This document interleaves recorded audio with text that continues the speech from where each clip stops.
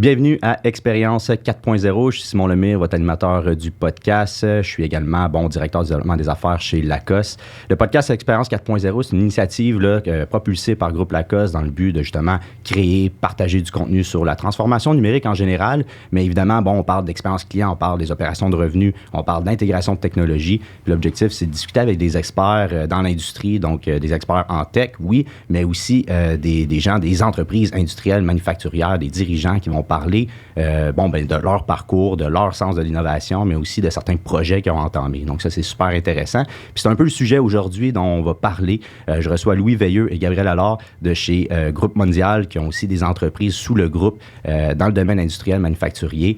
Un beau groupe qui a justement entamé une démarche de transformation numérique depuis quelques années. Donc on va en discuter aujourd'hui sur le podcast. Donc tout le côté standardisation des processus, mobilisation de l'humain derrière l'intégration de technologie lorsqu'on veut entamer une démarche d'Industrie 4.0, c'est extrêmement important. Donc, il y a des erreurs à éviter, il y a des bons coups qu'on peut prendre exemple. Donc, ça sera le sujet d'aujourd'hui. Donc, sur ce, je vous dis bonne écoute, bon podcast.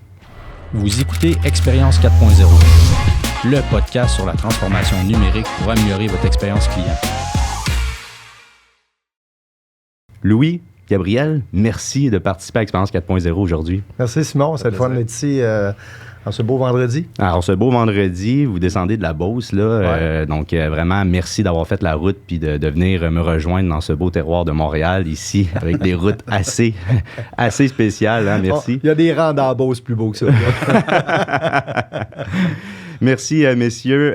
Dans un premier temps, avant d'entamer un peu le vif du sujet sur la transfo numérique, j'aime toujours introduire mes invités, parler un peu de vous autres, background, aussi un peu décortiquer, qu'est-ce qu'est Groupe Mondial, puis en quoi ça consiste, le groupe, là, je sais qu'il y a des entreprises, donc d'expliquer un petit peu peut-être la hiérarchie puis la structure. Donc, commençons par toi, Louis. Louis, président, fondateur de Groupe Mondial derrière. Non? Oui, fondateur du Groupe Mondial, mais les premières entreprises, j'étais un releveur, donc okay. Je suis rentré comme releveur au départ, comme directeur général de la première entreprise qui était Métal Bernard, CDMB. En fait, il y avait deux entreprises, la première achat. Et c'est des entreprises de sous-traitance industrielle, donc du métal en feuille. C'est assez intéressant quand on regarde l'écosystème québécois, parce qu'au Québec, on a une grande spécialité dans le métal, ça a l'air de rien. Au Canada, on est les numéros 1. Et le Québec, avec ses petites, moyennes et grandes entreprises, a établi un besoin qui est assez unique de sous-traitants performants pour être capable que les grands donneurs d'ordre soient capables de faire des autobus, des trains, des camions électriques, des avions, name it. Alors, on est dans ce pool de sous-traitants industriels-là. Bref, on a 260 membres d'équipe. On n'a pas d'employés, nous, c'est des membres d'équipe, c'est très différent. On est sur 2 sites différents. On travaille sur 3 quarts de travail. On est divers. On a 36% de diversité. On est des gens qui trippent sur les ESG. En fait, je le dis pas à la blague, je le dis très sérieusement, c'est rien qu'un front. Parce que ce qu'on vit, ce qu'on s'était dit, ce qu'on vit et ce qu'on constate, c'est que c'est vraiment seulement qu'un front pour être capable de vivre vraiment notre mission de transformer positivement des vies. Moi, je suis un petit peu en dehors du secteur des études et du manufacturier. J'étais plus philosophe dans l'âme sans avoir réussi toutes les cours. Fait que c'est vraiment de vivre notre philosophie de transformer positivement des vies. Puis quand on regarde ça, finalement, ça fait du business sense beaucoup. On faisait rire de nous autres il y a quelques années quand on parlait beaucoup de l'humain puis que tout le monde disait, écoute, c'est pas si important que ça. Aujourd'hui, ça rit moins. Mais c'est les conséquences de ça, c'est que on a un plan de relève. Moi, à 39 ans, j'ai mon premier plan de relève. J'ai pensé à 39 ans et beaucoup de gens n'y pensent pas, malheureusement. Fait qu'on va parler peut-être de relève, mais si on revient, on parle de 4.0. Moi, j'aimerais mieux qu'on parle du 5.0 parce qu'on y est déjà. L'humain, évidemment, et niveau environnemental. La conscience environnementale, pour moi, je suis un late bloomer, mais better late than never. Fait qu'on est là, on y est arrivé.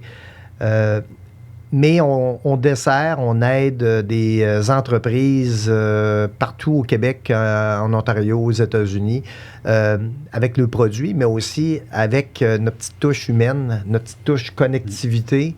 Et on a vraiment du fun, en fait. C'est ça qui est l'important. J'ai toujours su que tu es un homme passionné dans ce que tu fais, mais aussi avec le sens de l'innovation, oui, mais un sens très humain. Puis c'est de là, moi, j'ai adoré ton discours justement à l'événement STIC.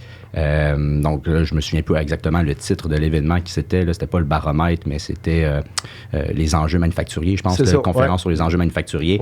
Que j'ai adoré ton discours, la façon dont tu le vulgarisais, puis tu plaçais beaucoup l'humain qui était derrière. Donc vraiment, ça en dit beaucoup sur ta personnalité. Puis c'est vraiment agréable d'avoir une personne comme toi derrière un peu le portrait manufacturier québécois. Donc chapeau, Louis. C'est pas une personne, c'est une équipe. C'est une équipe, oui, mais ça vient du leadership. Ouais, ça vient, faut faire le premier pas dans un premier temps pour créer une équipe. Fait que chapeau à ce niveau-là. Parlant d'équipe. Et voilà, Gabriel, justement, merci aussi pour ta participation puis de joindre Louis justement dans cette discussion. Donc, directeur de la transformation numérique du groupe. Parle-moi un peu de toi, de ton background aussi. Qu'est-ce qui t'a amené là? En fait, moi, à la base, j'ai commencé dans le shop. J'ai commencé à découper au laser en même temps de faire mes études. Je faisais mon bac en génie mécanique. J'avais déjà ma technique en poche. Donc, vraiment commencé sur le plancher de fin de semaine. Ensuite, divers projets, que ce soit de la programmation offline de presse, plieuse, chargé de projet, estimation, qualité, ISO, travailler un peu partout. Puis, à un moment donné, côté technologie, on en parlera un peu plus tard, mais tu sais, beaucoup de projets au niveau changement d'ERP, système manufacturier. Fait que mon nom est sorti du chapeau, levé à main. Fait que ça m'a amené vraiment dans tout le côté transformation numérique qui connexe un peu au niveau du génie mécanique, mais tu sais, je connaissais déjà beaucoup les processus, je connaissais l'entreprise, j'avais une certaine facilité en technologie, donc ça m'a amené dans ce beau chemin-là. Puis là, maintenant, on est rendu avec une équipe multidisciplinaire au travers des sites, avec ingénieurs, programmeurs, chargés de projet, puis on continue à implanter de la technologie dans nos entreprises, puis à simplifier les processus. Très cher. Je pense que ça va en faire des jaloux. Là. Il y en a une couple qui vont faire comme je veux cette personne-là. Là. Mais on va en parler de justement création un peu de cette équipe de Jedi là, si tu veux, à l'interne pour la transformation numérique. Je pense que ça fait partie un peu de la discussion aujourd'hui.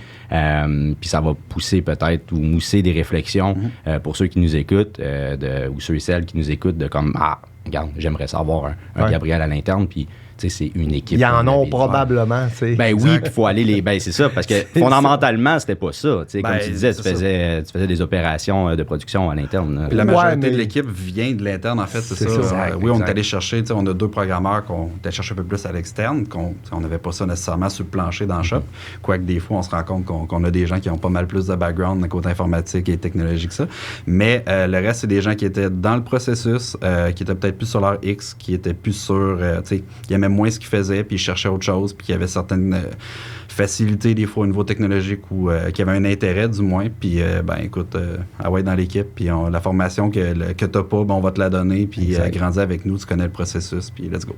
Clairement, au final, t'as des soft skills, t'as des skill sets des fois qui nécessitent, peut-être un peu d'études, mais au final, ça s'apprend. Les technologies, ça va vite aujourd'hui, puis vous le savez, c'est pas parce qu'on implante une technologie que dans 6 mois, elle n'est pas optimisée ou elle n'est pas à revoir, les fonctionnalités qui débloquent, puis t'as plein de choses, t'as un écosystème global, fait que t'es constamment en apprentissage, fait que même si t'es pas un expert dès le départ, ça s'apprend, puis par justement la force de l'équipe, on est capable d'amener l'entreprise ou des entreprises à un prochain niveau, puis faire bénéficier beaucoup plus de personnes. Vraiment. Je saute un peu dans le sujet, fait que merci pour l'intro. Donc, encore une fois, là, pour ceux ou celles qui nous écoutent, qui veulent en savoir davantage, sur Metal Bernard, le groupe mondial, venez aller suivre Gabriel puis Louis sur LinkedIn, communiquer avec eux. Louis, il répond. Je sais qu'il est bien occupé, il répond, même s'il y a à peu près une 50aine d'appels à l'heure. Je niaise bien, mais il répond, ça va vous faire plaisir d'en apprendre davantage. Ils ont un beau parcours et un beau bagage actuellement. Messieurs, la transformation numérique, Louis, t'en as parlé un petit peu. Pour vous, là, en quoi ça consiste une transformation numérique? On parle d'industrie 4.0. Là. Ça serait quoi votre définition de ça dans une entreprise? Je sais que c'est large. Là. Mais pour vous, chez Metal Bernard, ou du moins Groupe Mondial? Si on laisse de côté les buzzwords 4.0, 5.0, tout ça, à la base, là, c'est de l'amélioration continue appliquée aux technologies. Là. C'est vraiment une division de l'amélioration continue, en fait. Puis c'est comment qu'on peut prendre la technologie pour aider nos processus, nos humains, puis continuer à s'améliorer. Ça fait partie de ce grand processus-là. C'est bien dit. Oui, c'est la naissance le buy-in qu'on a eu, c'était vraiment à cause que ça fait... Dans la vision que nous, on a fait du 4.0, non pas ce qui nous a été poussé dans la gorge par ben du monde qui aurait voulu. C'était vraiment revenir à la base de l'amélioration continue. Il faut que ça soit lean, il faut que ça soit simple, il faut que ça soit à échelle humaine et non pas un petit groupe de personnes dans un bureau qui décident là, comment ça se passe. Fait que l'intégration, c'est comme n'importe quel projet ou plan qu'on amène dans une entreprise, c'est l'exécution qui est vraiment important. Et, on dit, on s'est donné les moyens. On sait que si on se donne les moyens d'avoir des gens à l'interne, je suis vraiment un pro de ça. Je n'ai rien contre la consultation, vraiment pas. Ça prend des experts externes, des fois, qui viennent nous aider. Mais si tu n'as pas l'équipe pour venir implanter et maintenir et faire grandir ça, ben il va te manquer de quoi. Fait que oui, et le travail des consultants externes quand ils viennent chez nous, ben il faut vraiment qu'ils soient bons.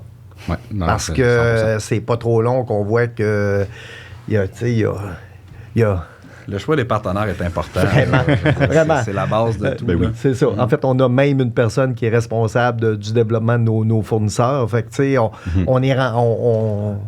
peut pas laisser... on peut pas partir avec un produit médiocre pour essayer d'avoir de quoi d'excellent. Il faut partir avec de l'excellence pour devenir parfait. Ah, d'accord. Mais c'est bien ce que tu dis. J'ai une anecdote par rapport à ça. Ça me fait penser. Je viens du milieu sportif. Ouais. Puis j'ai un bon chum à moi là, en ce moment qui développe développement d'affaires pour une technologie pour un genou. Là. Donc, c'est un produit au final. Là. Il fabrique cette composante-là. Puis là, il va rencontrer des équipes sportives de haut niveau dans le soccer, pour être plus spécifique, à travers le monde. Donc, récemment, il est allé en Angleterre, à Manchester City, qui est un des clubs les plus riches sur la planète actuellement.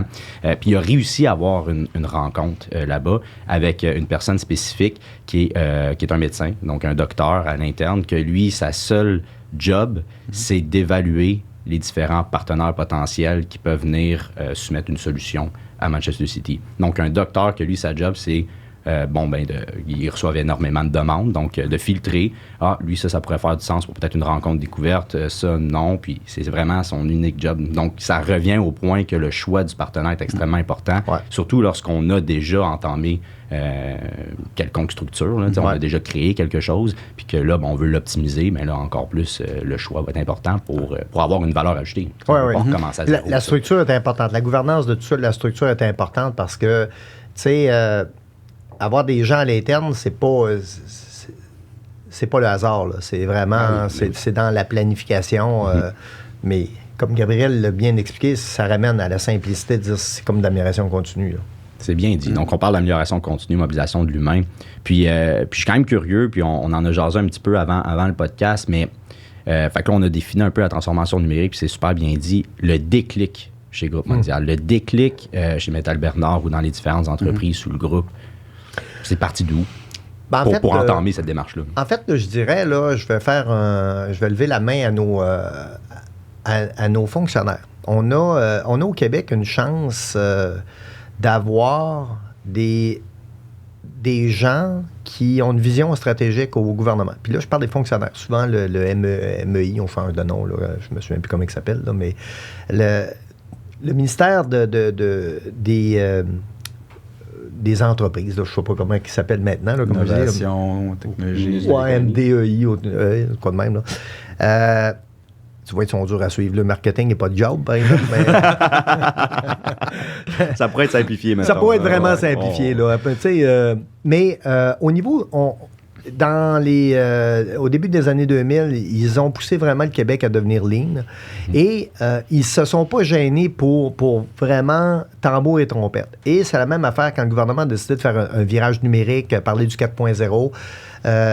Comme d'autres États, et non les moindres, comme l'Allemagne. L'Allemagne avait une avance sur nous, mais ils ont été assez rapides pour... Bon, bref, c'est les premières approches ont été là. J'avais la chance à ce moment-là d'être sur un comité consultatif avec Investissement Québec.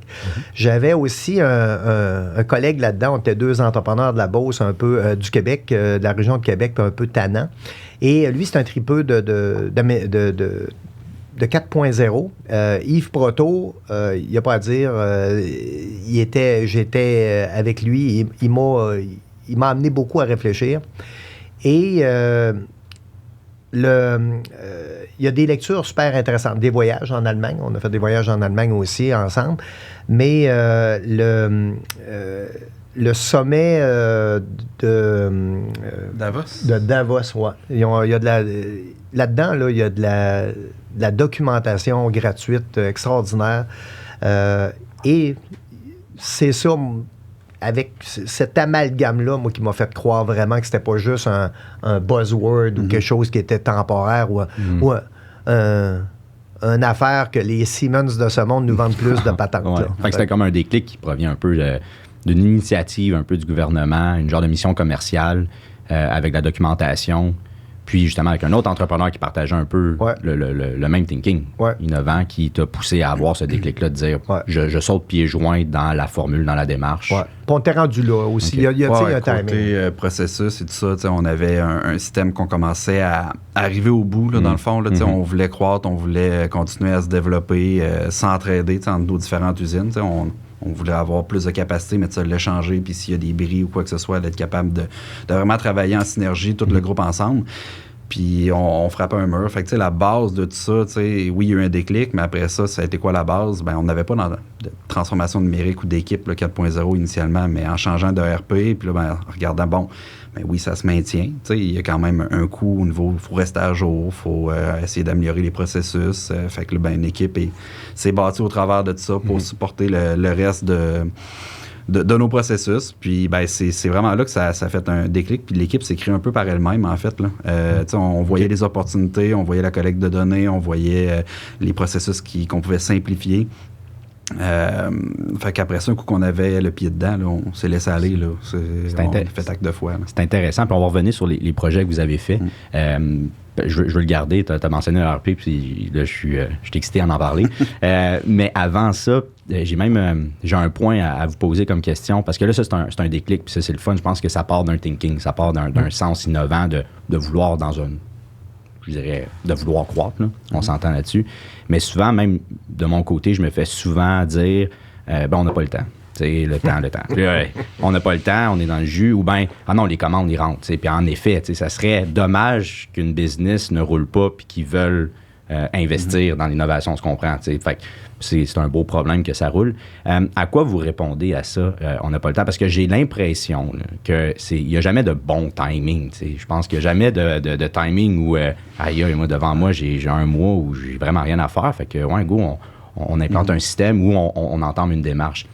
J'imagine, vous autres, ça roulait à vitesse grand V quand même pendant ce temps-là. Ouais. Fait que oui, tu as un déclic, mais après, de passer à l'action, c'est quoi le thinking qu'il faudrait avoir? Comment vous répondez au fait de « je n'ai pas le temps » ? Il n'y en aura jamais de temps. Je veux dire, surtout avec la rareté de main-d'œuvre et tout ça, on s'entend, c'est pas mieux. Là. Mais il faut le prendre, parce que sinon, on se met à risque dans le futur. Les entreprises qui prennent le virage, en fait, ils continuent à croître puis ils accélèrent. Puis ça a été notre cas aussi avec les dernières années.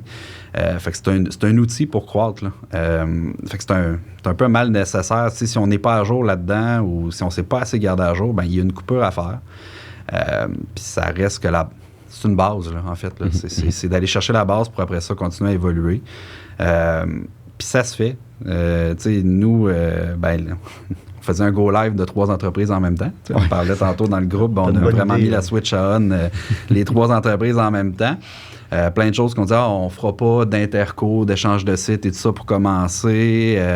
On met la switch à on. Bon, si quelqu'un vous dit qu'un go live c'est le fun, on ne se cachera pas. Là, partez à la course, là, si vous dit ça. Là. C'est stressant. C'est stressant dans tous les cas. C'est quelque chose. C'est mieux de dire à tes clients que ça se peut que ça rote un peu dans le système. Là. Mais on l'a fait. Premier mois de Go Live, le meilleur mois de vente à vie pour le groupe. Deuxième mois, il a battu le premier. Ça a pris 2 semaines, on faisait de l'interco. Fait que, tu sais, on a pédalé, là. Ça n'a pas été facile, là. On s'entend, mais... Vous l'avez fait. On l'a fait. Ouais. En fait, la grande victoire de ça, écoute, ça n'a pas été facile, là. Puis s'il y en a qui m'écoutent, ils vont comprendre. Ils ont souffert avec nous autres là-dedans. Mais c'est toujours, moi, quand on a un problème, je ne suis pas toujours apprécié pour ce que je réponds. Je dis toujours qu'il y a une opportunité, il faut qu'on trouve l'opportunité quand il y a un problème. Bon, c'est pas ça que tout le monde va l'entendre, mais dans cette opportunité-là, on a eu une opportunité de ramener notre équipe encore plus ensemble. Alors, ça l'a soudé. On avait déjà une très belle synergie entre nous, mais ça nous a amené beaucoup plus ensemble. Et ça l'a aidé vraiment à ce qu'on se déploie à notre plein potentiel. Ce que Gabriel a dit, c'est vraiment, tu sais, notre mission. Tu sais, je parlais de notre grand rêve de transformer positivement des vies. Bon, on l'a fait, pas tout à fait les 3 premiers mois. Là. Peut-être pas en Go Live, ça a été. Ouais, on transformait des vies, là, mais pas tout à fait. C'est ça, c'était rough. Mais l'entraide et le partage, c'est vraiment s'entraider, partager, bâtir. On veut bâtir un Québec industriel plus fort, plus gros, puis on veut être capable de bien servir, de vraiment d'avoir les meilleurs services à nos clients, parce que eux autres aussi, le besoin grandisse, la vitesse va plus vite, il faut qu'il soit plus efficace, il faut qu'il soit plus low cost, il faut qu'il soit, faut qu'eux autres aussi ont de la misère avec la rareté de main-d'œuvre. Alors, l'entraide et le partage ont amené qu'on voulait travailler vraiment mieux entre nous, entre nos entreprises, parce que, on l'avouait devant le micro, on avait parfois plus de misère à faire de l'ouvrage entre nous autres qu'avec nos sous-traitants. Pense à ça, là, ce que je viens de dire là, c'est... Ah, ben c'est ça une va bonne... peut-être Ça a été un déclic. Ah ouais, Non, mais tu sais, non, mais on est c'est honteux, transparent. là. Oui, mais je pense que vous n'êtes pas les seuls. Oh, ben, Je pense- on vous est êtes sûr. pas les seuls. On est sûr. Tu sais, vous n'êtes pas les seuls, tu sais. Mais pour répondre à ta question, après ça, qu'est-ce qu'on dit aux gens qu'on est trop occupé? Bien, si quelqu'un te dit plusieurs fois qu'il est trop occupé, puis tu lui amènes la solution d'agir, et il n'agit pas, parle-moi plus que tu es trop occupé, là. Tu n'es pas intéressé de régler ton problème. Si un entrepreneur te dit qu'il y a des problèmes, qu'il ne fait rien pour les régler, hey, arrête de parler de tes problèmes, là, tu sais. C'est que ça va bien dans ce cas-là. T'aimes ça être occupé, puis c'est bien correct comme ça. Oui, mais tu évolueras pas, là. Ça fait que, tu sais, quand on a...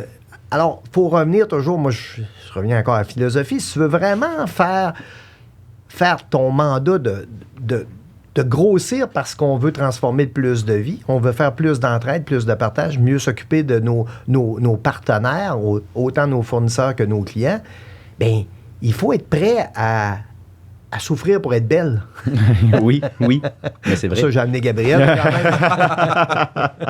même. mais sérieusement, c'est ça. Il faut se donner les moyens et de bien l'organiser, tu sais, d'avoir des processus que on se lance pas dans le vide sans parachute de secours quand même. Ouais, non, on essaie de minimiser les risques. Ouais, on essaie. Puis c'est là où, tu sais, c'est un bon point, ça aussi. Tu as un déclic. À un moment donné, il faut un sens. Bon, le leadership, il faut mobiliser un peu l'équipe et tout. Puis il faut sauter pieds joints, mais on saute pas pieds joints dans le vide d'un building à 45 étages. Là. Tout le choix des partenaires aussi là-dedans. Dans toute notre sélection de RP et tout ça, au final, les 2-3 qui restaient dans le pipeline, côté logiciel, il faisait la job, là, c'était pas là le problème. On cherchait le meilleur fit avec l'intégrateur. Puis ben, c'est ça qui a fait la décision. Là. Exactement. Puis tu sais, ça, c'est intéressant au niveau des plateformes. Fait que tu sais, j'ai pour mon dire, nous, on œuvre plus dans les logiciels, bon, CRM, mais ERP, CRM, veut pas, là, tu sais, ça répond à des besoins différents, mais au final, c'est 2 pro-logiciels qui répondent à la gestion de certaines opérations, que ce soit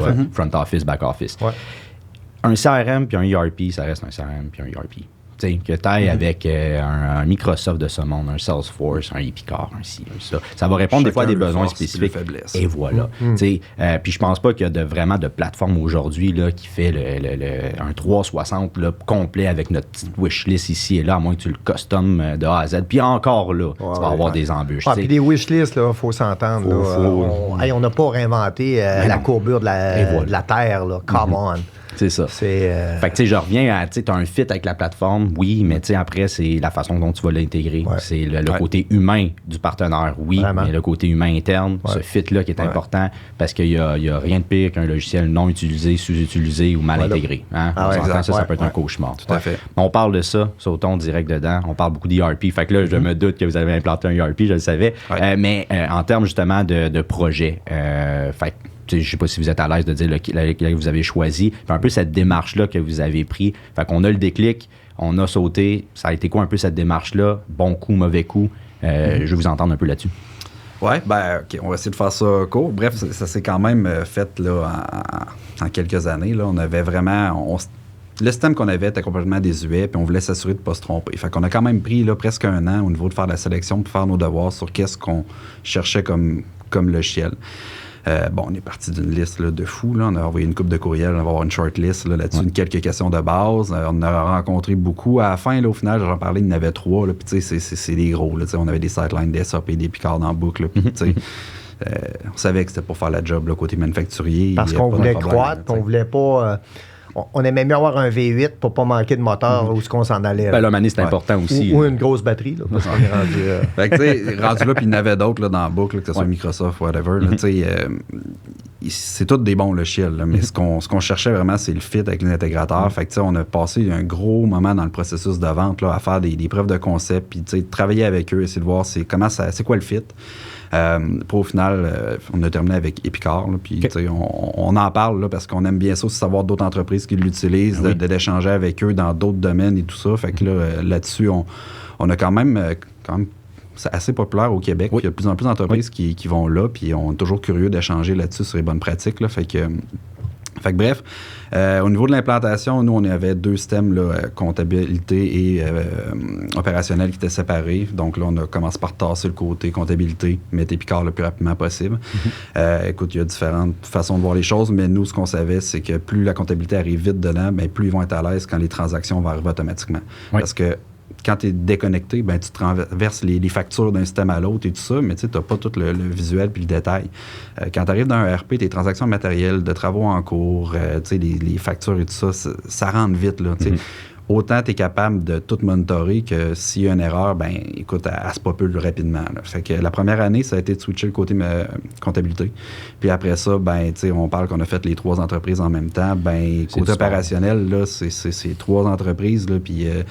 go, on met la switch on, puis on commence là. Puis on n'a pas commencé, on va commencer par juste la production ou juste les bureaux. Non, quote tout cash. Là, soumission jusqu'à la facturation, all-in, pour essayer d'enlever tout ce qu'il y avait comme classeur Excel ou autre programme à côté. On voulait vraiment s'assurer de standardiser nos processus. Fait que quand la switch est mise à on, ben, c'était l'ensemble du processus. On laissait finir les dernières jobs dans l'ancien système, puis let's go. Fait que, tu sais, de bout en bout, là, au niveau de la sélection jusqu'à l'implantation, ça a pris un 3 ans, mais... quand même. C'est quand même, là, mais tu sais, c'est 3 entreprises. Fait que, tu sais, c'est un go live, 3 entreprises, tu sais, vire ça à l'envers, là, 3 go live dans 3 entreprises aussi. Fait que ça a été un bon morceau. Puis, tu sais, on fait pas exception, là. On se dit toujours qu'on va faire différent des autres, puis nous, ça va aller bien, on va l'implanter, ça va aller super rapidement, on va mettre les ressources, mais on fait du métal, là. On a pris des gens de la production, des gens des bureaux pour amener avec nous autres pour implanter, mais... C'est un bon point, ça, la mobilisation interne. C'est ça, je suis curieux. Dans le processus, on dit 3 ans. J'imagine que pendant ce processus-là, il y a eu des bons coups. Donc, est-ce que cette mobilisation-là de l'équipe au complet pendant le développement de la plateforme, ben aussi pendant c'est beaucoup de standardisation de processus. Parce que le développement en soi dans la plateforme, ça se fait bien. Tu as des partenaires pour ça. Puis c'est pas ça qui est complexe en soi. Tu sais, quand tu connais bien ta plateforme, évidemment. Mais c'est quoi les processus qu'on va intégrer à la plateforme? C'est de quelle façon on va comment on va déjà les adapter, parce que, tu sais, prendre un progiciel ou un ERP et d'essayer de le mettre à sa main avec ses anciennes pratiques que tu souffres déjà. Je pense qu'il faut embrace les nouvelles pratiques et de se mettre prêt à faire du EDI, à faire des transferts de données, à avoir de la qualité de données avec laquelle tu travailles, à te connecter à tes machines. Si tu pars tu refais tu essaies de refaire ce que le logiciel fait, tu vas prendre peut-être plus que 3 ans, ou tu vas faire une intégration très rapide, mais encore là, c'est lean. Plan, do, check, act. Ben, le plan a été long, et on a mis, en fait... on a souffert, il faut que je donne ça, on a souffert de notre go live, c'est à cause de moi. Parce que Gabriel m'avait demandé un petit peu plus de délai. Et moi, il y a un mois, de temps en temps, je suis moins patient. Le restant de l'année, je suis toujours très patient. Et ce mois-là, C'était dans l'impatience. Oui, c'est ça. C'était mon mois d'impatience.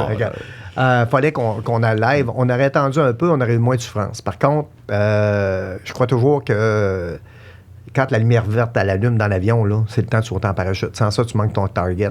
On était là, on sentait que la pression s'en venait. Je ne croyais pas qu'on aurait autant d'ouvrages à faire. Mais il reste que de revoir nos processus complets, ça a été bénéfique. Et ça nous a permis d'avoir une méchante croissance. Oui, vous avez vu comme rapidement, oui, on a souffert 3 mois, mais je pense que toute entreprise qui va go live pour un système ERP du moins, vont souffrir, no matter what.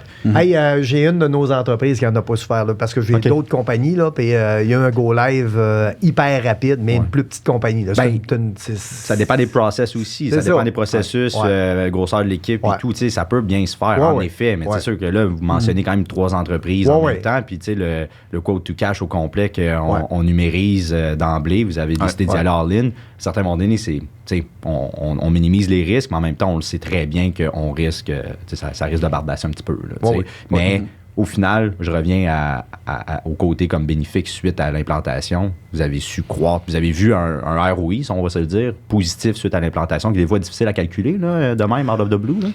Ouais, non. Calcul de ROI, on n'est pas très bon pour ça. On fait confiance au process. C'est ça, on a la foi, on est des gens de foi. Plus de foi, mais vous avez remarqué le côté...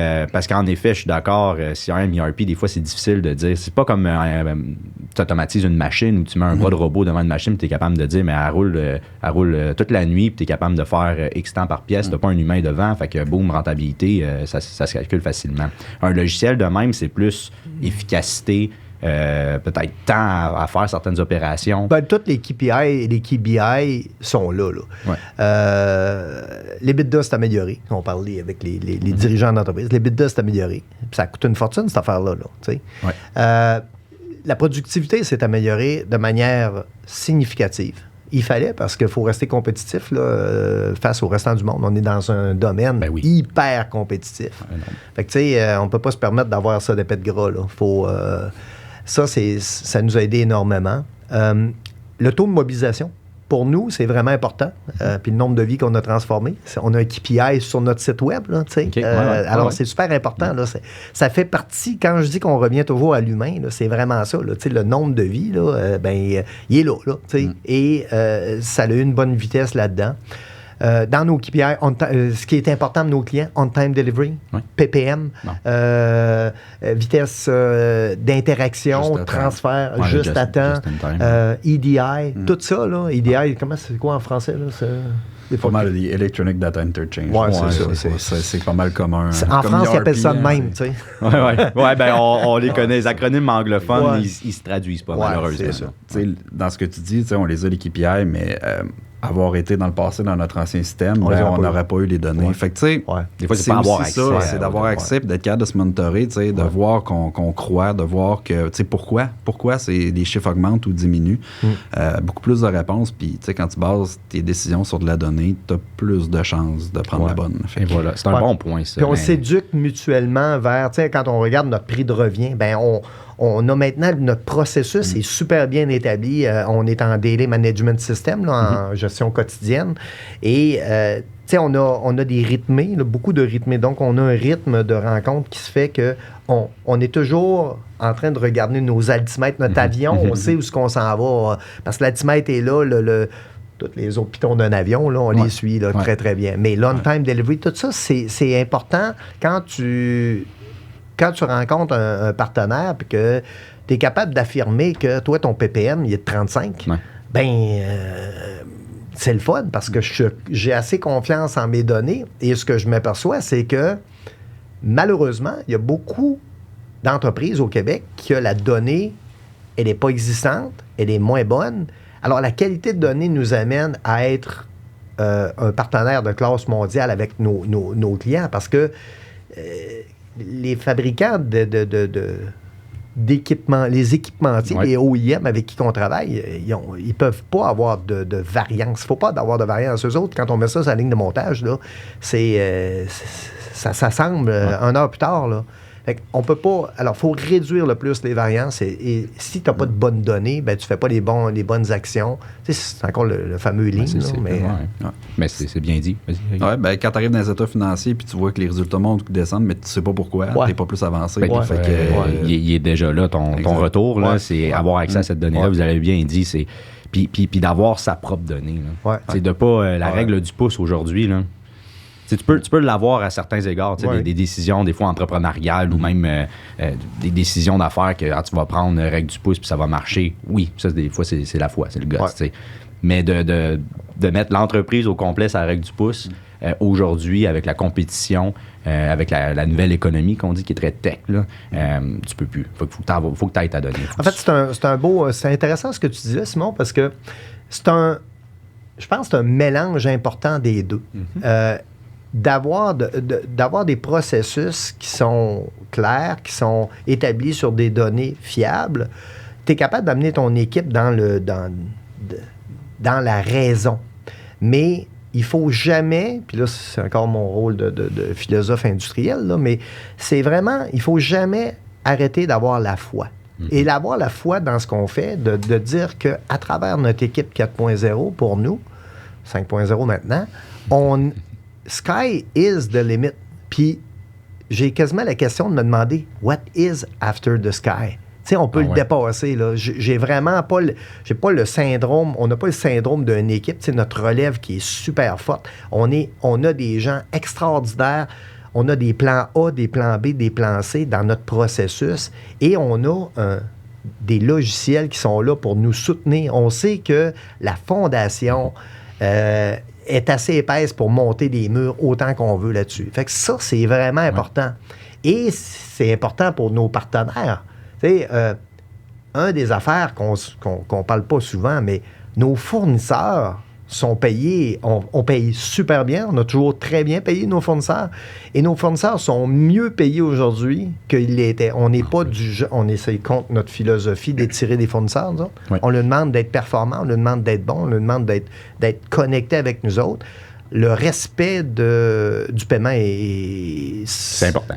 Écoute, c'est primordial. C'est non négociable. Exact. Et la même affaire, si on a des partenaires, des clients qui ne nous payent pas, moi, je viens d'une autre réalité. J'ai travaillé longtemps pour Canam. Marcel Dutil disait, un client, c'est le client, c'est le boss.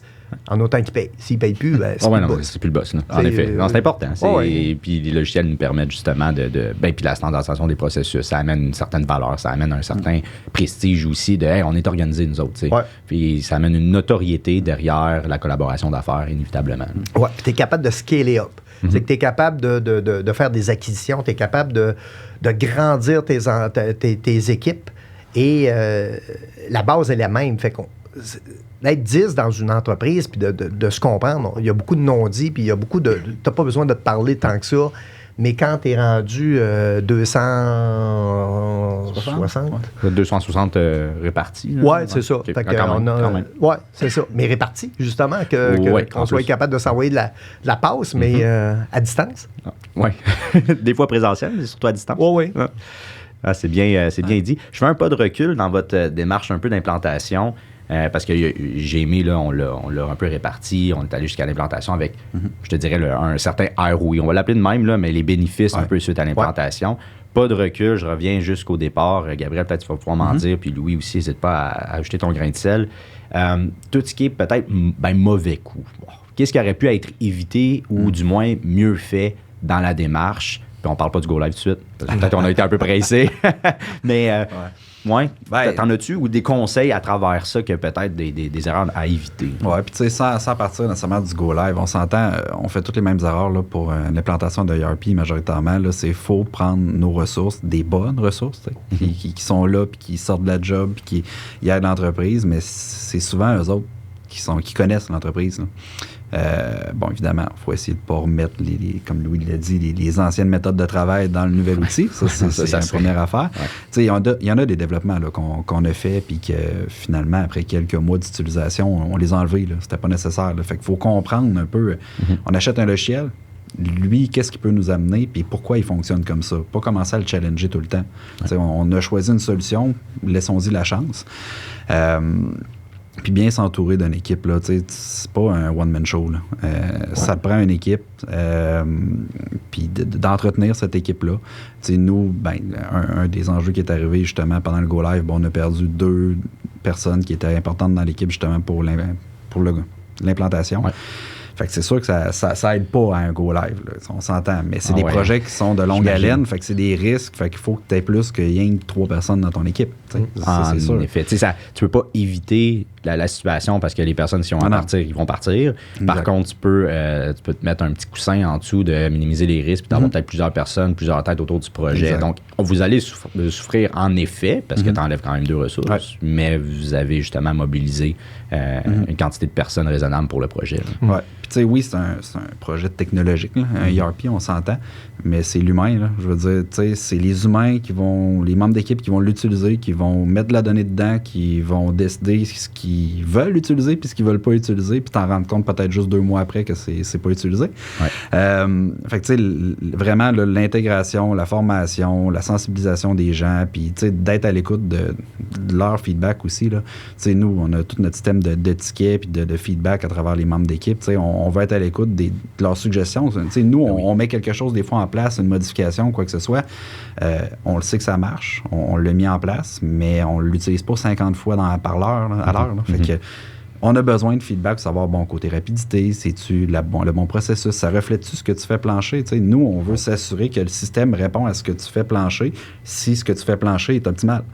Exact. Puis sinon, on trouve un juste milieu. Est-ce qu'on peut améliorer ton processus? Est-ce qu'on peut? Fait que c'est toujours un back and forth là-dedans. Là. On a besoin de feedback sur le plancher. Puis les outils qu'on a le moins de feedback, c'est les outils les moins utilisés souvent. Fait que là, il y a une décision à prendre. Exactement. Fait que là, il faut voir, est-ce qu'il n'est juste pas utilisé parce qu'il n'est pas compris? Souvent, c'est ça. On met de quoi en place, n'entend pas parler. Problème. Ouais, exact. Il faut aller au-devant. Bon, qu'est-ce qui s'est passé aujourd'hui? Est-ce que ça a bien été? Est-ce que tu l'as utilisé? Il faut vraiment être à l'écoute. Là. L'humain fait part entière de ça. Là. C'est pas juste une bébelle informatique que tu installes, tu fais OK, next. Non, c'est pas ça.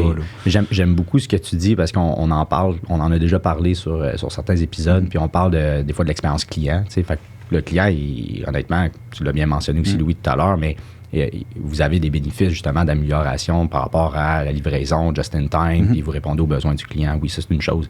Mais pour avoir une bonne expérience client, il faut avoir une bonne expérience employé, il faut avoir un bon système de gestion des clients internes. Et voilà, fait que ton système de ticket que justement que tu as mentionné interne, oui, avoir le customer support, là, le service à clientèle pour le client, c'est une bonne chose, mais l'avoir interne, honnêtement, c'est la première fois qu'on le mentionne. Je pense que c'est un bon truc des fois peut-être à implanter à l'interne pour être à l'écoute. Parce que c'est votre équipe, c'est vos membres qui vont l'utiliser pour répondre à cette expérience client-là.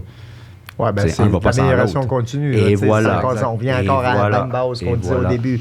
Très sharp. Et tu sais, dans les erreurs, parce qu'on des choses qu'on a faites, on a un processus qui est très gazelle, qui est très... on fait des projets trimestriels, on essaie de régler nos problèmes dans 3 mois. Alors, vraiment... Parfois, on a eu trop de projets informatiques en même temps qui tiraillaient nos ressources quand même et les résultats étaient moins là. Et quand on avait besoin d'externes, quand on a besoin d'externes, on peut pas... il faut vraiment s'assurer, surtout dans le COVID puis tout ça, comment que ça a été difficile. Les externes n'étaient juste pas là puis on avait de la misère à faire nos projets tels qu'on est habitué de les faire en 3 mois, c'est réglé, ça marche et bravo, on passe au suivant. Fait que ça a été assez difficile. Évidemment, dans les... ça a coûté plus cher que ce qu'on pensait aussi. Oui, ça, c'est assez standard. C'est rare que l'entreprise dise ça a coûté moins cher. C'est ça. Mais là, beaucoup plus cher ou comment tu... Oui, quand même pas mal. Très belle voiture. Quelques belles voitures. Mais aussi, on a je dirais, dans les débuts d'implantation, la foi de notre équipe de finance n'était pas là tout à fait. Et on a mis trop sur les épaules de personnes qui n'avaient pas autant la foi et on les a pas bien épaulés. Alors, écoute, moi, je continue à croire que, parce qu'on a vécu aussi, ça prend un plan A, un plan B, puis un plan C. Il faut vraiment, quand tu entreprends ça, si ton processus, il y a un nom, un prénom puis un nom de famille, tu as un problème parce qu'on se fait... Il y a une réalité, là. Il y en avait 2. Avant ça, on payait de l'impôt puis on mourait. Ben, à cette heure, c'est rien qu'on meurt. Là. Le président des États-Unis qui nous a montré qu'on pouvait ne pas payer d'impôt. Fait que, qu'il en reste rien qu'un. Puis il y en a peut-être un qui va vaincre la mort, mais on n'est pas rendu là. Fait que... Mais non, je comprends parfaitement. Puis c'est quand même, oui, des coûts à éviter, je pense, des fois, sont inévitables à certains égards. Mais si on est capable de le mettre en place le plus possible, minimiser les risques, avoir une équipe qui est mobilisée, puis c'est des bons points, Louis, que tu as mentionnés. Allons vers les bons coups, puis vous l'avez mentionné, je suis curieux d'en apprendre plus sur la création un peu de cette équipe-là. Évidemment, ça provient de ce déclic-là, puis ça s'est comme moussé un peu tout seul. Mais je suis quand même curieux, vous avez quand même une équipe de transformation numérique. Fait que, Gabriel, tu diriges cette équipe-là, si on veut. De où c'est parti, puis en quoi ça consiste, cette équipe-là, concrètement? Oui, bien, initialement, en fait, là, c'est vraiment parti de l'implantation du ERP. On s'est rendu compte, on a engagé un programmeur, il nous a aidé un peu dans certaines adaptations. On le disait, on aime bien ça, oui, aller chercher de l'externe, mais pour apprendre, pour gagner en compétences, être capable d'être le plus autonome possible. Avoir un esprit critique. Oui, aussi. Mais d'être vraiment autonome dans le processus. Évidemment, il y a des choses qu'on ne touchera jamais, puis c'est bien correct. Là, le but, c'est d'en faire le plus qu'on peut. Puis au travers de ça, on s'est rendu compte qu'il y avait des superstars là, qui ont levé aussi à certains endroits. Fait que on parle de l'équipe rapprochée, oui, c'est correct, mais on a une équipe élargie dans la transformation numérique. Nos super users, nos gens vraiment là, qui vont s'assurer de faire vivre un peu toute cette culture-là dans l'entreprise.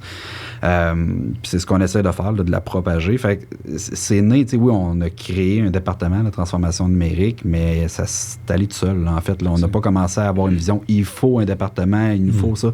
On y allait sur... On a des projets, on prend des gens, il y en a qui le vont à la main, il y en a qui tapent peut-être moins sur leur X, comme je parlais tout tantôt. Fait que c'est des amener avec nous, des gens qui ont progressé. Puis ça, on a beaucoup dans l'entreprise, des gens qui ont progressé, que ce soit du plancher, d'un bureau jusqu'à directeur général dans certains cas. Passer le balai à directeur général, c'est quand même un des steps qui a été pas pire. Ouais. Mais on est comme ça, tu sais. Puis on a une équipe, c'est pas rare, là, des gens chez nous que ça fait 8-10 ans qu'ils sont là. Puis ils n'ont pas de cheveux blancs. Là. C'est des jeunes là, qui sont là, des vieux jeunes. Des vieux jeunes. Le taux de rétention, en fait, le processus de transformation numérique nous a amené à donner des opportunités qui fitaient dans les talents de nos gens. Non pas avec les études, parce que, tu sais, les études aujourd'hui, c'est bon peut-être 3-5 ans, parce que ça va tellement vite. Ça va vite, Le savoir-être est beaucoup plus important que le savoir-faire pour nous. Avec le savoir-être, Gabriel, il y avait ce savoir-faire et savoir-être, fait que ça a été facile.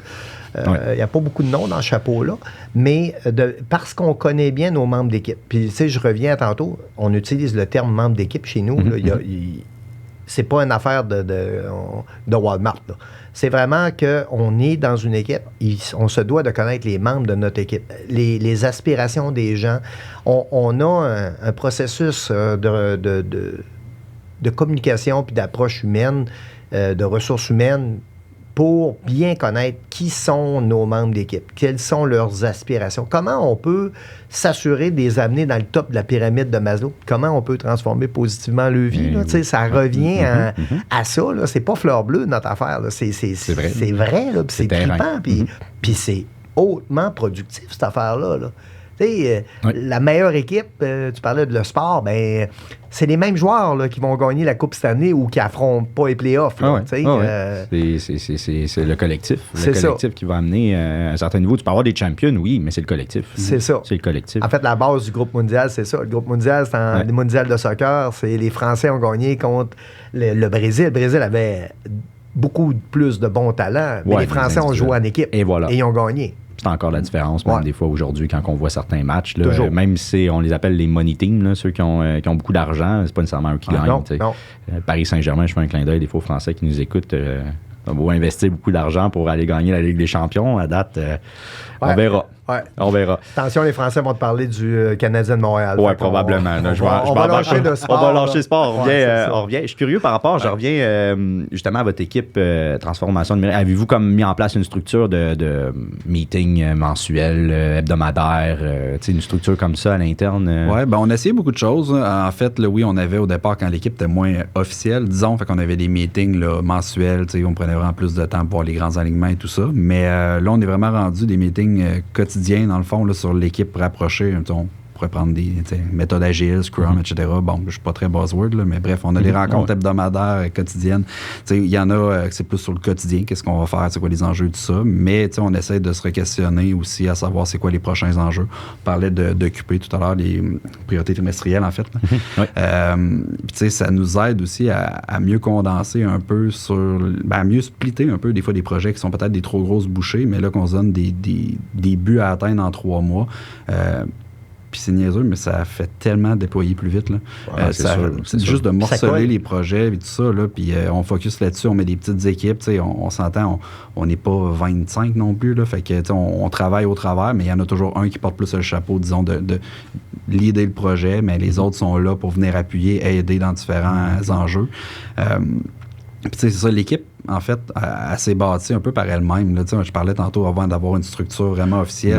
On prenait des gens, puis on s'organisait pour être capable d'avoir les bonnes personnes aux bonnes places, que ça les intéressait, des projets, puis ça les motivait. Avoir la volonté de participer les aspirations. Exact. Tu parlais du savoir-être, c'est un peu ça. Oui. Et parfois, notre rôle, c'est de prendre un de nos membres d'équipe qui pense qu'il ne sait pas nager, puis de le tirer dans le creux. Puis tu te rends compte finalement, tabarouette, c'est Michael Phelps. Là, oui, c'est ça. Ouais. Effectivement, c'est ça. Fait que, c'est ça. Fait qu'on a, on est organisé, oui, on a le quotidien et tout ça, mais on apprend tous les jours aussi là-dedans. Là, on module, puis à la base, on a une shop de métal en feuille. Là, fait que, c'est sûr qu'il faut se moduler aussi avec le quotidien qui arrive, les urgences, puis les différents enjeux. C'est sûr. Mais reste qu'on a quand même au moins une ligne directrice, qu'on sait où qu'on s'en va, puis après ça, oui, des fois, on mange un peu de garnotte sur le côté, mais ça fait partie de la game. On aide aussi nos partenaires. On fait notre mission d'entraide et de partage quand même. On a des clients là, qui vivent le Go Live avec Épicard présentement. Là, ils sont là-dedans. Là. L'entraide, c'est pas la location, c'est pas des ventes. On a prêté nos talents les plus... Gabriel a aidé d'autres entreprises qui sont partenaires avec nous. Puis si on fait pas ça, c'est pas pécunier, là. Faut que tu y crois, là. Ouais. Ben oui, puis ça, encore une fois, chapeau, parce que pas toute entreprise penserait comme ça. Puis c'est beau de voir justement l'entraide, le côté collaboratif là-dedans, parce qu'en effet, c'est pas facile. Vous avez une équipe, vous avez des têtes justement fortes là-dessus qui sont très, très, très... qui ont une expertise. Fait que c'est le fun de voir ce partage-là. C'est un pilier du 4.0. Hein. Dans le 4.0, la collaboration en était un. Fait que tu peux pas prendre 8 commandements sur 10. Il faut que tu essayes de toutes les faire. Là, oui. Fait que c'est ça la base. C'est beau de voir ça. L'équipe est constituée à peu près combien de personnes actuellement? Dans l'équipe rapprochée, là, on est 5. Vous êtes 5. Quand même un beau nombre. Ouais. Un beau nombre. Ouais. Pour la suite des choses curieuses, vous êtes en train de voir, qu'est-ce qui pourrait être optimisé. Avez-vous comme des projets un peu sur la table, sans peut-être des fois les nommer, là, je ne sais pas à quel point on va faire attention, mais ça serait quoi un peu comme la suite dans l'amélioration continue de votre transfo numérique? Oui, ben tu sais, pour en parler d'un là, qu'on a fait, il y a 2 niveaux, là, vraiment plus bureau, plus production. Je vais en prendre un peut-être production qu'on a amené jusqu'à un certain niveau, puis on passera peut-être un peu d'un bureau, parce que tu veux pas, tu règles un problème, le goulot, il se tasse de place. Ah ben oui, ben oui. Au niveau production, on a regardé, on parle 4.0 connectivité machine, c'est un autre sujet assez important. Mais la réalité pour souvent bien des entreprises, c'est qu'ils n'ont pas des machines de toute la même couleur. Fait que c'est des marques différentes. Fait que là, c'est un projet en soi déconnecté. Okay. Il y a des façons de le faire. Différents enjeux, nous, on a regardé ça. Il y a quand même... C'était complexe. Puis on n'avait peut-être pas nécessairement les personnes à l'interne pour le faire. Fait qu'on a reviré ça de côté, dit comment on peut se rendre le plus proche possible de la connectivité machine sans se connecter dessus. Fait qu'on a décidé de se connecter à nos gens sur le plancher. Fait que le but, c'est comment qu'on peut s'organiser pour récolter de la donnée sans impacter ces gens-là. Puis le but, en fait, c'est très simple, c'est d'essayer de se coller à ce qu'ils font au quotidien, ce qu'ils font devant leur machine. Fait que, tu sais, le but, ça va être vraiment de rendre disponible la donnée à nos gens. Donc, nos opérateurs ont vraiment leurs données de performance, de ce qu'ils ont à faire, les plans journaliers, les productions qui sont attribuées aux machines devant. Eux autres sont attribués aussi aux machines, donc avec le feed, dans le fond, mais ils voient qu'est-ce qu'ils ont à faire, leur performance. S'ils changent de machine dans la journée, ben ils sont capables de voir aussi de monitorer, ben crime, j'étais bon au laser, j'étais moins bon au pliage et tout ça. Mais tout ça est ramené aussi au chef d'équipe qui, lui, voit vraiment son département, sa structure. Fait qu'avant de commencer à faire son gamba, son tour de plancher, ben il sait un peu où s'enligner. Ben crime, Jean, ça va moins bien aujourd'hui, je vais aller le voir tout de suite en partant, voir qu'est-ce qui se passe sur une moins bonne journée. L'autre, je vais aller donner une tape dans le dos, faites une méchante belle matinée. Fait que, tu sais, juste, on parle de données, tu sais, quand t'es rendu ces machines, c'est correct, tout ça qui arrive en temps réel, mais en même temps, tu sais, il y a un coût à ça. Faut être prêt à le faire. Est-ce que tu as les machines pour le faire? Puis est-ce que c'est pertinent si tu vas changer après ça de machine? Bon, c'est une chose. Mais de se connecter plus rapidement, ça coûte pas plus cher de se connecter à lui-même. Tu sais, où on a mis plusieurs écrans ensemble qui existaient déjà dans le système, en fait. Puis on a juste modulé ça pour être capable de leur donner accès. Puis, tu sais, les gens sont fiers. Là. Ils regardent leur performance, puis ils veulent s'améliorer. Puis juste ça, ben ça fait des gros gains. Là. On s'en rend pas compte. On regarde après ça, crime, on a les données, puis tu vois ça monter en flèche. J'ai OK, ça a dû marcher. Fait que, ouais, là, tu vois ton taux de mobilisation skyrocketer. Tu vois tes gens heureux, ça se voit dans les sourires. Ça se voit dans ton taux de roulement, ça va avec ta productivité, ça réduit des accidents de travail. Écoute, c'est tout un processus, mais que les gens puissent chacun avoir leur tableau de bord et de se benchmarker eux autres mêmes, là. Tu sais, on n'a jamais été ben bâton, on a toujours été carotte pas mal avec notre monde. Fait que les gens avaient confiance. On n'a pas eu de manque de confiance. Hey, vous allez avoir nos données, là, tu sais, comme les écoles qui ont même plus le nom des enfants parce qu'on n'a pas que. Fait que on n'est pas là, nous autres. Non, on est partage aussi. Dans tout ça aussi, c'est clair là, qu'à un moment donné, on va essayer d'y aller vers la connectivité machine, mais on ne fait pas non plus tout le temps le même produit. On n'a pas notre produit. C'est des pièces qui sont souvent pas récurrentes. Donc, c'est pas une presse qui descend puis qui monte, c'est le nombre de cycles. Là, on a des pièces assez complexes. Fait que nous, on avait... Si on veut monitorer plus nos processus. On est rendu plus loin que ça. On assemble on fait des produits finaux des clients. Là. Fait que, tu sais, ça nous a amené... On n'aurait pas été capable de faire de produits finaux de nos clients de manière efficace si on n'avait pas fait cette transformation numérique-là. Et même qu'on tire sur nos clients de se connecter à eux pour être capable de... Plus, ça serait un peu le next step en plus. Oui, ça serait... là, c'est qu'ils seraient capables... Nos usines seraient de leurs usines. T'imagines-tu? C'est que, et c'est ça qu'on caresse comme rêve d'amener des gens, d'être vraiment connectés avec nous, qu'on peut être une usine de simulateurs de vol, une usine d'autobus, une usine de camions électriques, une usine de véhicules électriques, une usine de batteries. On est là. On est capable de se connecter de même. Moi, je pense que c'est la pérennité. La pérennité de l'entreprise est vraiment importante pour moi. Rendu à mon âge vénérable, ben, il faut que la relève soit capable d'avoir tout ce qu'il faut pour être en mesure qu'on parle encore de nous autres dans 100 ans, là, quand la planète sera à feu et à sang, on va être encore là, nous. Fait que... c'est beau à voir, mais c'est des beaux projets, honnêtement. C'est entamé, c'est le fun de voir qu'il y a une suite. J'étais curieux d'en entendre là-dessus, mais super intéressant. Puis pour finir, puis peut-être à chacun votre tour, un genre de conseil, brièvement, là, un genre de petit paragraphe pour les entreprises qui nous écoutent ou des experts qui veulent comme justement avoir ce sens-là, qui n'ont pas nécessairement, puis là le conseil va porter sur, qui n'ont pas nécessairement encore peut-être entrepris une démarche de transformation numérique optimale ou qui ont mis peut-être un premier pied puis qui ont peur ou que, encore une fois, j'ai peur de ne pas avoir le temps ou peu importe c'est quoi le bémol relié à ça. Qu'est-ce que vous pourriez leur dire pour faire ce premier saut-là? Peut-être d'un point de vue opérationnel, d'un point de vue peut-être vision. Je suis curieux de vous entendre là-dessus. Ben, tu sais, d'un, c'est très simple, c'est commencer à vous organiser. Puis une des façons de faire, peut-être, c'est de gagner, avoir la foi. Mais la foi, on peut essayer d'aller s'aider à l'avoir, aller voir des entreprises. Il y en a des visites. Puis, tu sais, allez pas juste voir ceux-là qui sont les top-notch. Là, c'est sûr que ça va faire peur. Là. Mais dans votre réseau, allez voir d'autres entreprises qui ont commencé. Puis, il va en avoir des erreurs tout le temps. C'est normal, là. Il va y avoir des up and down. Mais il faut commencer à quelque part. parce que ça ne s'améliorera pas. Là. Si on reste dans le statu quo, il n'y en aura pas de changement. Fait que ça, c'est vraiment important. Puis sortir de chez eux, aller voir d'autres entreprises qui ont commencé, puis faites-vous bien épauler aussi. Si vous n'avez pas les ressources à l'interne, allez vous faire conseiller, voir qu'est-ce que ça prend, comment on peut commencer, des audits 4.0, vraiment juste un diagnostic de j'en suis où actuellement, je suis vraiment dans le champ ou non. Puis après ça, ben, c'est d'essayer de grandir à l'interne, là, de trouver ces champions qui sont probablement déjà dans l'entreprise. Dans votre entreprise. Ouais. Là. Ah, c'est bon aussi de le mentionner, d'auditer, de dresser l'état actuel. Voyez qu'est-ce qui est optimisé parce qu'il y a peut-être des choses qui fonctionnent très bien, peut-être des choses qui ne fonctionnent pas en tout, auxquelles vous n'avez pas pensé, puis d'être niché aussi des fois là-dessus. Allez voir on parlait processus bureau, processus opérationnel. C'est juste tu fais tout en même temps, mais là, même vous ne l'avez pas nécessairement tout fait en même temps. Vous avez tout fait d'un point de vue ERP, oui, mais d'un autre côté, aller cibler des choses spécifiques puis aller dresser votre état actuel, c'est un bon point, ça, Gabriel. Louis, qu'est-ce que tu aurais à dire?